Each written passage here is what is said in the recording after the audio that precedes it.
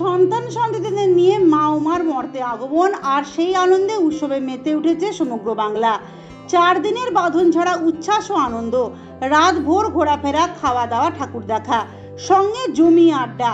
শহর কলকাতার পাশাপাশি জেলার পুজো মণ্ডপগুলিতেও একের পর এক চমক। থিমের যুদ্ধে একে অপরকে টেক্কা দিতে মরিয়া সকলেই।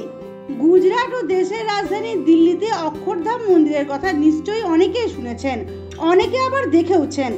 বছরভর এই দুই মন্দিরেই ভিড় লেগে থাকে দর্শনার্থীদের। তবে যারা এখনো সেই দুই মন্দিরের একটিও সামনে থেকে দেখার সুযোগ পাননি, তাদের জন্য সুখবর। কারণ এবার সিটি সেন্টারের চতুরঙ্গ পুজো কমিটির সৌজন্যে সেই অক্ষরধামই দেখা যাবে শহর দুর্গাপুরের বুকে। অর্থাৎ এবছর সিটি সেন্টার চতুরঙ্গ পুজো মণ্ডপের আকর্ষণীয় হলো অক্ষরধাম মন্দিরের আদলে তৈরি মণ্ডপ। চতুরঙ্গ পুজো এবার 36 বছরে পদার্পণ করলো। এত বড় পুজো, তাই খুব স্বাভাবিকভাবেই বাজেটও নেহাত কম নয়।